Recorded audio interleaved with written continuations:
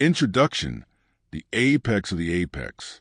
In the cold marrow of the Orion expanse, far beyond the flickering reach of known star lanes, the galaxy's true apex predators reigned unchecked. The Kothari Dominion, a coalition of ancient, carnivorous species bound by blood conquest and a deep-seated belief in their own biological supremacy, had subjugated over 36 sapient species. They did not negotiate. They did not ask. They took. The Kothari were not a people. They were a purge. 12 feet tall, cloaked in obsidian exoskeletal armor that grew like bone, their forearms ended in talon blades sharper than monomolecular razors. Their second set of jaws extended from within like a serpent, snapping cartilage and tearing sinew mid-battle. Their voices were subsonic growls that shattered glass and stunned prey. They were bred, not born, perfected through millennia of war, and they feared nothing. Until they met us.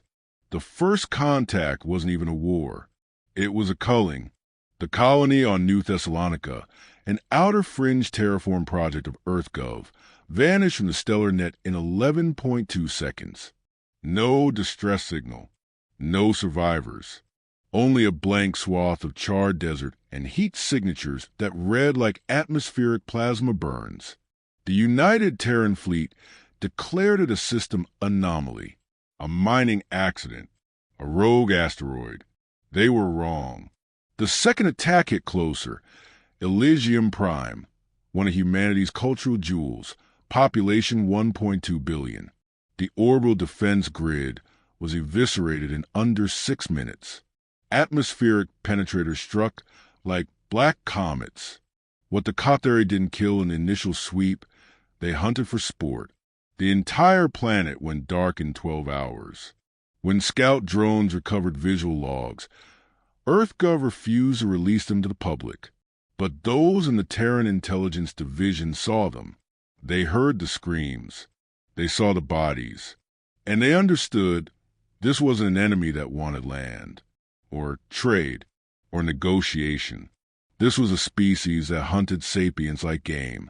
But what the Kothari failed to understand, what they had never encountered in their millennia of domination, was a species that fought extinction by becoming monsters, a species that thrived in impossible odds, a species that refused to die quietly, a species that, when pushed beyond the brink, didn't break. It evolved. And so, as the third Terran frontier burned under Kothari talons, humanity turned not to peace envoys, not to diplomacy, but to an old name, a myth reborn, Project Revenant. Deep beneath the Arctic surface, within the black ice vaults of Fort Helix, humanity unearthed its own predators. They weren't Kothari. They were worse. Gene-forged in bioreactors the size of cathedral spires, infused with neural wetware, adrenal overclockers, and lattice-bonded musculature resistant to kinetic impact, the Revenants were designed not to fight with humanity, but for it. Designed to be the last scream in the dark before the lights went out. Each one had a name, a purpose, and a clock ticking behind their eyes. Commander Arin Bika, former orbital drop commando turned Revenant Prime, stood at the helm of the program. Half her internal organs were synthetic. Her eyes, obsidian glass with violet circuitry, could map heat signatures through walls. She had died 3 times. Each time, she came back more machine than woman, and she remembered Elysium Prime. She remembered her little brother's last message, the soft goodbye, the silence afterward. Her voice was gravel soaked in fury as she addressed the War Council. They don't fear us yet. That's about to change. Across 5 separate black sites, Revenants were awoken. Some screamed. Some laughed. One simply whispered. Finally, each was a weapon too dangerous to be trusted, yet too perfect to be ignored. Humanity had no choice. This wasn't about survival anymore. This was retribution. And as Revenant battalions were loaded into dropships forged of neutron-hardened alloys, cloaked with phase-masking tech stolen from defeated Zari science vessels. A message was sent into the void. A simple 6-word pulse. "We are coming. You started this." The Kothari intercepted the signal. They didn't understand the language. They didn't need to, because when the humans finally struck back, not with fleets but ghosts, the galaxy learned a terrible truth. Predators have nightmares too. Chapter 1, Revenants in the Dark. The Kothari warships were planetary razors. They cleaved moons in half and boiled oceans with atmospheric bombardments. Their dreadnoughts, vast biomechanical leviathans, fed on stellar radiation and birthed smaller warkin from wombs of living metal. The Dominion had not lost a battle in over 9,000 galactic cycles. So when the Kothari dread pack Vorzal descended on Fortis 9, a Terran black site orbiting a neutron star, they expected screams. They found silence. Their scouts, the gorehounds, lithe, four-legged bloodsniffers with carbon chitin claws, moved through the tunnels like smoke. What they found weren't soldiers. They found glyphs, scratched into walls, etched with scorched fingertips, ancient Terran words, phrases like, "We were never the sheep," and "Every monster has a maker." Then the revenants struck. It started with shadows. One gorehound vanished mid-leap. Its body crushed against the ceiling with enough force to splatter bone through its armor. Another turned just in time to glimpse a blur, 2 silver eyes glowing in absolute darkness, before a plasma spike pierced its skull from behind. The Kothari had no word for guerrilla warfare. They'd never needed one. Now they were learning. Commander Ari Mbika watched from above. HUD overlays mapped every corner of the base, projecting infrared traces like veins. Her armor, MK9 Revenant Frame Judicator, pulsed with reactive neurogel, mimicking her every breath, amplifying every motion. Even her thoughts whispered into the neural web, connecting her with her strike team. Revenant Echo 3 report. A gravelly male voice came through, ice calm. Sergeant Rhett Voss, former death row inmate turned Revenant asset, known as the Butcher Corvallis. 4 hostiles neutralized. 1 tried to scream. I relocated his vocal cords. Copy. Push to Sector Beta. Vorzal Command crew is inbound. She paused, focusing. No prisoners. Across the battlefield, Kothari began falling into disarray. Their chain of command, so rigid, so top-down, was collapsing under the pressure of decentralized, precise, personal death. Ari dropped from the ceiling shaft in a blur. Her impact cratered the deck. Metal screeched beneath her kinetic compensators. A Kothari captain turned just as she landed. 8 feet of armor, ceremonial battle fangs, dual plasma glaives. He roared, a thundercrack in an alien tongue. She didn't speak it. She didn't care. Her left blade arm ignited. A monomolecular nano-edge that shimmered like frozen lightning.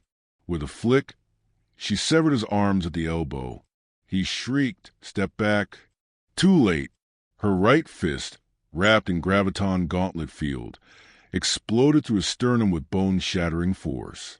She pulled her hand free as he slumped, twitching. Target down. Kothari command node destabilized. Revenant Alpha Team flowed through the base like water through cracks. Each had a different style. Voss was brutal, relentless, a hammer wrapped in skin. Naomi Dar, ex-Psycop specialist, moved like liquid silver, phasing in and out of shadows with cloaking tech reverse-engineered from Kothari corpses. Her kills were quiet, surgical. Then there was Mace Calder, codename Church. 7'2", cybernetic limbs reinforced with plasteel scaffolding, whispering hymns as he crushed skulls with a custom-engraved gravity maul. Yet though I walked through the valley, crunch, I fear no evil. They weren't just soldiers. They were myths made flesh. By the time the Vorzal central node detonated, overloaded from within by a viral AI coded in ancient Terran slang and profanity. The Dominion ship was in ruins, half-melted command cores, lifeless Katheri hanging in zero-G like torn banners, and Earth hadn't lost a single revenant. 3 days later, Katheri Prime Battle Council, Deep Core. The chamber reeked of ozone and fear. 12 Katheri warlords gathered around a living map table, each one a veteran of hundreds of campaigns, blood-drenched, claw-scored, draped in trophies. Normally, they'd be feasting, mocking their prey. Today, their tusks were clenched, their voices low. Warlord Kavash, oldest among them, turned to his second. You told me they were weak, soft-fleshed, frail. His second, Zernalik, bowed his massive head. They were, my lord. Before. Kavash leaned closer. His lower mandibles twitched. Before what? Zernalik? Zernalik hesitated, then spoke. Before they decided to become us. The table showed holofeeds from the Fortis 9 massacre. Frame by frame. The precision. The savagery. The lack of fear. Warlord Zergath, whose claws could sever a battlecruiser's hull, actually took a step back. They are broken. No, growled Kavash. They are becoming. For the first time in Katheri memory, the predators of the galaxy stared into the mirror and flinched. Back on Earth, Revenant Requiem Chambers, Mars orbit. Commander Ari stood before a wall of names. Not those of the dead, but those of the missing. Families, colonists, children who never made it off Elysium Prime. Each name was carved by hand, each one seared into her memory. Behind her, a technician approached quietly. Ma'am, Project Revenant Batch. 2 is ready. Authorization code. She stared at the names. Her voice was ice. Burn it all in. Code, Elysium's Wrath. As the next batch of revenants were awoken in stasis pods, the galaxy shifted. The Katheri had thought humans were prey, but humans built predators. And they weren't finished. Chapter 2, we break the apex. Katheri War Zone. Sector Aureus Theta, 7 days after Fortis 9. The Dominion reacted fast. They always did. Within a week of the Fortis 9 slaughter, for entire war fleets converged on the Terran-claimed corridor at Aureus Theta, one of Earth's only remaining fallback zones. There were no negotiations, no threats. Just a surge of violence like a tidal wave of fangs and fire. The Katheri deployed their worst. Planet renders, flesh walkers, hive swarms bred to mimic the death screams of their victims. It was their doctrine. Escalate until the enemy ceased to exist. But this time, the enemy didn't retreat. This time, the humans sent a message, and not with diplomats or warning beacons. They sent Revenant Battalion Sigma, led by a soldier that even other Revenants whispered about. His name was Callenstray, codename Ghost Hand. No living Katheri had seen him. Those who did didn't live long enough to speak of it. Rumors said his neural implant could hijack Dominion comms and force Katheri Warkin to hear their own brothers' death rattles on repeat. Others said he walked without sound, no heat, no scent, like something born between the folds of space and hate. They were all true. Aureus Theta Outpost Delta 4. The Katheri fortress looked more like a cathedral than a base. Spire towers of coiled bone metal, bioluminescent tendrils pulsing like heartbeats. Within, Katheri troops moved in perfect formation. Not because they feared the humans, they didn't yet. But that night, something changed. The first sign was a flicker in the power grid. Not a failure, just a momentary glitch. Barely a fraction of a second, yet the light bent wrong. Then silence. The entire North Wing sentry posts, 12 in all, ceased transmission. Katheri troopers were dispatched to investigate. They found nothing. No bodies. No signs of struggle. Just a single message, etched into the wall with what appeared to be the alloy splinter claw of a fallen Kothari. You hunted US. Now we hunt back. The panic spread like fire. That's when Ghost Hand arrived. One of the Kothari overseers caught a flicker, just a glint in a dark corridor, like the glisten of wet steel. Then his head was gone, split diagonally. No sound, no struggle, just a flash of void. Revenants fell upon the base like a myth made manifest. Naomi Dar reappeared from a veiled distortion, her face illuminated by retinal HUD glow. She pressed a fingertip to her temple. Southeast spire clear. 36 confirmed down. Voss. From another channel, a growl. Sector Gamma. Ventilated a spawn pit. Smells like burned seafood and ego. Commander Ari Mbika watched it all unfold from orbit, inside the bridge of the stealth corvette NTV Nemesis. Her expression was unreadable. Her armor's chest plate bore fresh scars, scratches from their last ground assault. She hadn't repaired them. She wore them like medals. Phase 2. Initiate, she ordered. On the deck below her, technicians keyed in a cryptographic sequence. Across the Oria's battlefield, Revenant Forward observers activated PulseNet, an experimental net of quantum sync drones that bent light and EM fields to cloak entire kill zones. The Kothari never saw the assault coming. Their dread beasts were gunned down before they could uncoil. Their war chiefs, 12-foot-tall Deathbringers clad in ancestral armor, were slain before issuing a single order. One Revenant, Zay Morana, known as Wraith, danced to the fray with twin plasma daggers, leaping from shadow to shadow like a ghost in a blood ritual. Her armor was soaked in Kothari ichor. They bleed, she whispered through comms. And they fear. Dominion Central Command, Kothari Prime, Council Chamber. The atmosphere was acidic. Literally.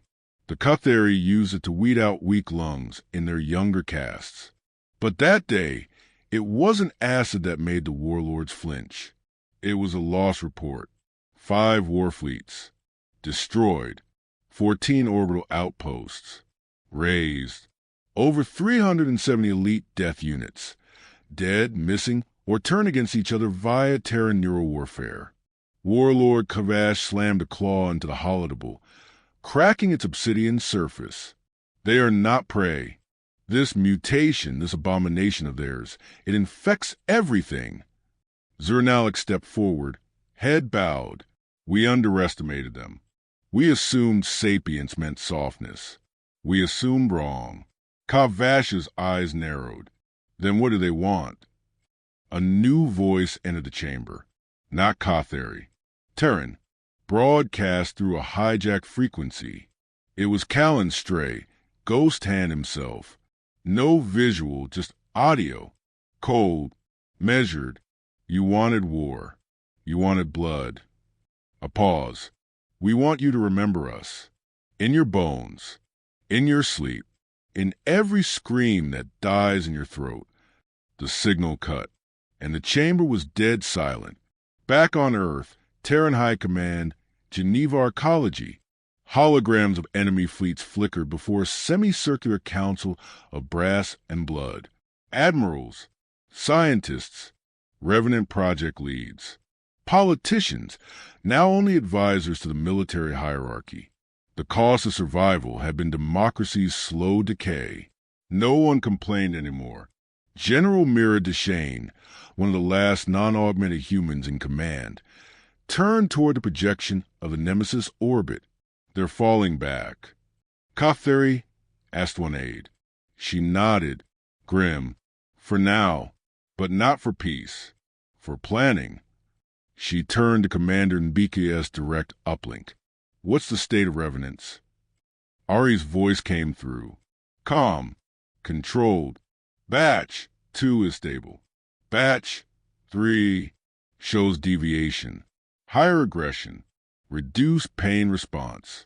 We're close to losing behavioral control. A beat of silence. Deshane didn't hesitate. Release them anyway. Katheri Space, edge of the Red Veil Nebula. Revenant Batch 3 was unleashed. If Batch 1 was precise and Batch 2 was efficient, Batch 3 was feral. Enhanced via experimental gene grafts and quantum cognition. They didn't fight for orders. They fought for vengeance. They left messages on the walls in blood. They howled Katheri war songs back at their prey in perfect accent. They played distress signals in reverse, embedding coded taunts. The Katheri response forces turned back entire ships just from proximity alerts. Katheri Psi analysts coined a new term for the humans. HFY War, the death that learns. The Dominion, for the first time in memory, stopped expanding. And in a galaxy littered with the bones of the conquered, a new whisper spread. From asteroid cantinas to neutral trade hubs. From ancient vault worlds to rogue AI enclaves. One name, one species, had risen from extinction's edge to strike back. Humans, the species that feared nothing, not even the end. Final, the day the stars went quiet. 3 standard months later. Deep space, Katheri core systems. The Dominion was dying, not from lack of firepower, not from collapse of economy or politics, but from something far worse, doubt. Entire sectors had gone dark. Katheri colonies, untouched by war, simply stopped transmitting. Supply ships arrived to find only red smear walls and holograms that played on loop. We remember Lysium. Katheri morale, once unshakable, once legendary, fractured like glass beneath a hammer. Some of the younger warkin began mutilating themselves before battle, a ritual they claimed to appease the ghosts in the dark. But it wasn't ghosts. It was humans, and they had come home to finish the war. Command deck of the Valkyrie Ascendant Terran flagship, Katheri Frontier. Commander Arin Bika stood in the observation port, overlooking the ruin of Yashal 9, a major Katheri shipyard world. Its skies were ash, its orbit littered with the fractured bones of what had once been untouchable Dominion dreadnoughts. Her face was unreadable. No joy, no victory, just silence. She turned as Admiral Karos Wu, Supreme Commander of Terran Armed Forces, approached. Once a statesman, now a general wrapped in reinforced duty weave. His eyes still bore the softness of a father who'd lost too much. "We received the signal," he said. "Katheri High Worlds requests terms." Ari didn't blink. "Is it a trap?" Wu hesitated. "Does it matter?" She nodded slowly. "No, it doesn't." Katheri Prime, throne of the warlords. Once a place of conquest and blood oaths, the warlord chamber was now a fortress turned tomb. 10 of the original 12 warlords were dead. Of the remaining 2, only 1 still held command. Kavash the Red Howl, eldest of the brood lords, his armor etched with the memory of 10,000 kills. He had never knelt, until today. Across from him stood a delegation of humans, not diplomats, not bureaucrats. Revenants. Arin Bika led them, her armor scorched, her blade arms still stained with Katheri ichor from the last world they took. Flanking her were Naomi Dar, silent and ghost-like, Mace Calder, his hammer still humming with gravitic charge, and Callan Stray, cloaked in shifting patterns of nanofiber, unblinking. The Katheri guards shook as they watched them enter. "You come to talk?" Kavash rumbled. "Or to kill." Ari stepped forward, removing her helmet. Her eyes were like twin voids, lit only by memory. "We came to end it. You decide how." Kavash rose, towering even now, his voice shaking the bones of the chamber. "We are Katheri. We do not beg. We do not bow. We—" He stopped. Callan Stray had moved without sound. He now stood beside the warlord's throne, one hand resting gently on the headrest. Not a threat, a promise. Kavash slowly said again, "Then what do you want, human?" Ari's voice was flat. Memory of what you did to us, of what you made us become. And, the warlord hissed, and for the rest of your kind to know that even predators bleed. Terms of the Accord of Broken Fangs, sealed under the black flag of humanity. All Kothari war fleets were dismantled, bioweapons destroyed, their slave species freed, Dominion territories dissolved. The final clause was unspoken, but universally understood. Never again. 3 years later, Earth Memorial Quadrant, Elysium Ring, the site of humanity's greatest loss, had become a shrine. Floating in geosynchronous orbit above the ruins of the old colony, the Elysium Ring bore the names of the fallen, carved not in stone, but in time, engraved in rotating arrays that would never stop moving, never stop speaking the names of the stars. Commander Arin Bika walked the inner ring, alone, her armor retired. Her rank no longer mattered. She paused before one name. Jalen Bika, her brother, 12 years old when Elysium burned. She spoke, not aloud, but into the ring's core. We did it, Jalen. We made them afraid. A quiet chime echoed in return. Footsteps approached behind her. Callan Stray. No armor, just a dark coat and a tired smile. There's talk of standing down Project Revenant. She didn't turn. They always say that when they think we've won. He nodded. Then, quietly, you think it's over? Ari turned just slightly. Her eyes still burned. No. But now, at least, the monsters know we bite back. Final log, recorded by Revenant Codex AI. Vigil 13. The galaxy has known many apex predators. The Kothari were one. The Korthani, another, but none endure forever. Eventually, every predator meets something it cannot understand, cannot break, cannot hunt. For the Kothari, that was us. Humanity, not the strongest, not the fastest, but we do not yield. We do not forget.